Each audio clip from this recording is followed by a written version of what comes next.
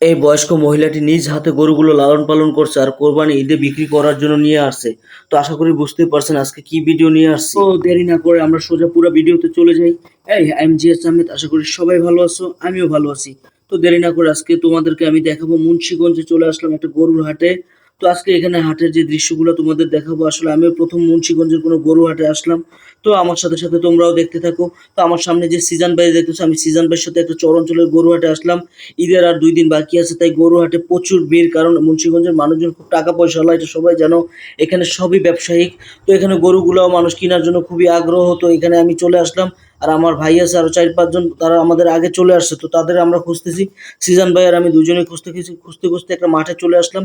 এখানে হলো গরু কিনতে আসে যারা এবং গরু বেচা কিনা করে যারা, তারা এখানে রেস্ট নেওয়ার জন্য এই মাঠে আসে বসে। মাঠের পাশেই হলো যে গরুর হাট, এটা হলো একটা স্কুল মাঠ।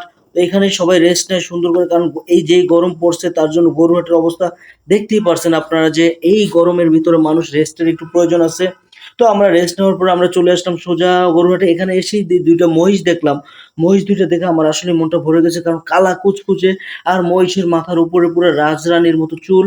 তো দেখে খুব ভালো লাগলো, এবং ছাগলও দেখলাম কিছু, কারণ এটা কোরবানির হাট, এখানে গরু ছাগল মহিষ সবই উঠবে। শুধু এই হাটের ভিতরে উট নাই এবং দুম্বা নাই, কারণ এটা তেমন বড় হাট না। তো বড় হাট না হলেও এখানে কিন্তু মানুষের উপদ্রব অনেক বেশি। তো মানুষ আসতেছে, আমরা চলে গেলাম এক সাইডে। এখানে এসে দেখে একটা কাকি দাঁড়িয়ে আছে। এই মহিলা মানুষ নিজ হাতে এই গরুগুলো লালন পালন করছে এবং কোরবানি ঈদের জন্য বেচার জন্য নিয়ে আসছে। কিন্তু সব থেকে দুঃখের কথা কি, এক একটা গরু বিক্রি হচ্ছে আর এই মহিলার মনটা খারাপ হয়ে যাচ্ছে, তার চোখের দিকে তাকানো যাচ্ছে না। এত শখের গরুগুলো লালন পালন করছে। তো আমাদের কাজ হলো ঘুরে ঘুরে আপনাদেরকে হাট দেখানো। তো হাটে গরুর থেকে মানুষ বেশি ভাই, এত পরিমাণ মানুষ তা বলে বোঝানো সম্ভব না। জায়গা সংকীর্ণ, জায়গা ছোট, তার থেকে মানুষ হয়ে গেছে বেশি। তো গরমে পাগল হয়ে যাওয়ার মতো। তারপর আমরা একটু হাটে বড় গরুগুলা দেখতেছি। যেহেতু আমরা কোরবানির গরুর হাটে আসছি, তো গরম তো লাগবে, এখানে গরমকে ভয় পাইলে চলবে না। তারপরও গরমের চাপটা তীব্রতা অনেক বেশি ছিল। তো আমি আর সিজান ভাই গরুর মাঝখান দিয়ে হাঁটতেছি আর গরুগুলা দেখতেছি। এখানে অনেক কালারের সুন্দর সুন্দর গরু আছে, কিন্তু এখানে সবথেকে বড় সুবিধা ছিল একটা, এখানে হাসলির ব্যাপারটা। আপনি 2,000 টাকা, আপনি যত টাকার গরু কিনেন না কেন, এখানে হাসলি 2,000 টাকা। তো এই জিনিসটা আমার খুব ভালো লাগছে অন্যান্য জায়গা থেকে। আমি গরমে দেখেন আমার অবস্থা কি হয়েছে, তো চিন্তা করলাম, সিজন ভাইরে বললাম ভাই গরম থেকে বাঁচার জন্য একটু সাইডে যাই, এখানে খাবারের ব্যবস্থা কি আছে। তো সিজন ভাই বললো এখানে পাশেই হলো বাজার। বাজারে আসার পরে দেখি হরেক রকম খাবার ভাই, আসলে এত খাবার একসাথে দেখে আমার পুরো মাথা নষ্ট হয়ে গেছে যে কোনটা থেকে কোনটা খাবো। তো সিজন ভাই বলতেছে আগে আমরা লেবুর শরবত খাই, কারণ এত গরমে অবস্থা খারাপ। তো আমি বললাম ভাই লেবুর শরবতটা পরে খাই, কারণ আগে ভাজা খেয়ে নি, তারপর লেবুর শরবত খাবো। সোজা চলে আসলাম সোলা বুটের কাছে। তো এখানে এসে দেখি বট দিয়ে বুট ভাজা। তো আমি এই জীবনের ফার্স্ট এটা খাইলাম মুন্সিগঞ্জে। তো মোটামুটি আমার কাছে ভালো এক্সপিরিয়েন্স ছিল। পরে চিন্তা করলাম আরেক জায়গায় যেয়ে খাই, 2-3 জায়গায় একই জিনিস ব্যস্ত আছে। তো এই জায়গাটা একটু ভাজা বেশি ছিল। তো দুইটা 2 রকম ফ্লেভার ছিল। তো যাই হোক, খাওয়ার পরে খুব ভাল লাগতেছিল।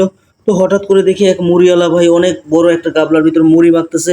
তো এইটা দেখার পর আমার কৌতূহল আরো বাইরে গেছে, কাহিনী কি ভাই, আর মানুষের দিয়ে সিরিয়াল লেগে গেছে। তো চিন্তা করলাম আসলে মুড়িটা খাওয়ার দরকার। ভাইও বললো না খাই একটাবার ট্রাই করেন, দেখেন কেমন লাগে মুন্সিগঞ্জের মুড়ি। তো অবশেষে ভাই মুন্সিগঞ্জের মুড়ি খাওয়ার পরে আমার অবস্থা যা হলো ভাই, এত সুন্দর করে বানালো, কিন্তু ভাই মজা কই, আমি কোনো মজা পাই নাই। সিজন ভাই বললো আসলে ভাই ভাল লাগে নাই।